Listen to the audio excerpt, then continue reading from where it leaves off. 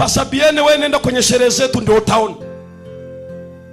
Uone wale wanaoshika meza ya Bwana, wale wanaoshika vyombo vya kutolea sadaka, wale wanaojifunga vitambaa kichwani, wale wanaovaa tai, wanaitwa wazee wa kanisa, wale wanaitwa mashemasi, wale wanaitwa viongozi wa idara. Saa hiyo hakuna mtu kama namna hiyo. Wanaishi kama dunia yenyewe furu.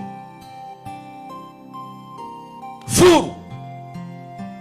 Hao.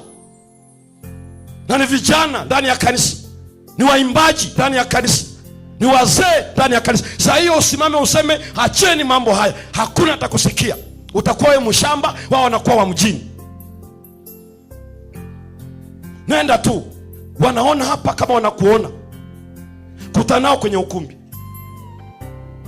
nguo ni za hapa, wanatugawia mapaja asubuhi mpaka jioni. Utafikiri mswaki na Colgate. Nguo zina X-ray, maziwa yote yako nje kama ng'ombe wa maziwa anayekamuliwa. Wote wanakuwa namna hiyo. Ni muziki nao pigwa ni ile ya ovyo. Mimi nawaambieni ukweli, hii aibu ni mbaya sana sana. Saa hiyo hakuna hao watu wafundi mitambo hapa, ni wa hapa tu kwenye makambi, kwenye sherehe zetu za harusi hawatakiwi.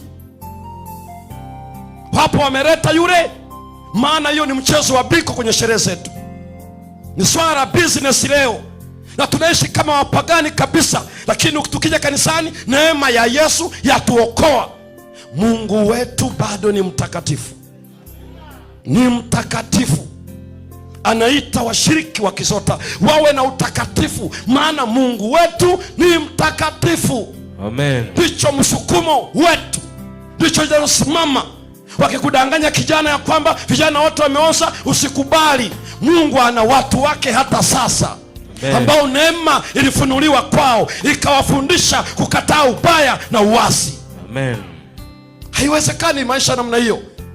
Ndio yanaendelea tu leo. Kwa nini inakuwa hivyo? Inafanyikaje hivyo? Hapana. Wewe na mimi ni vizuri ufahamu kabisa Mungu wetu ni mtakatifu. Tena hao watu wanaowaleta hao, wanatuletea ili watufundishe kuwa watu wa Filisti. Halafu anakuambia tunataka wale wenye wivu tuwajue. Wale wote ambao hawana wivu na sherehe hii, saa hii ni saa ya kujiachia. DJ niletee watu kwenye ukumbi. Saa ya kujiachia. Unaona watu wasivyo na utu wa mgongo, wana minyoo ya kutosha, wananesa hapo. Unaona vijana waliokuwa na machi kanisani, unafikiri ni vijana hawa, kumbe hakuna chochote.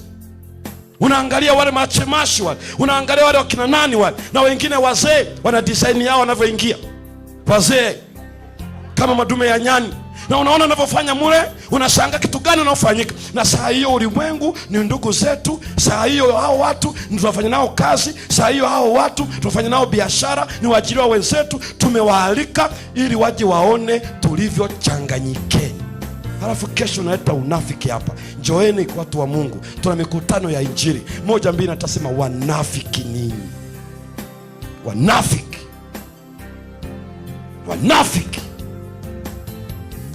Wanafiki. Lakini tunasahau Mungu wetu ni mtakatifu.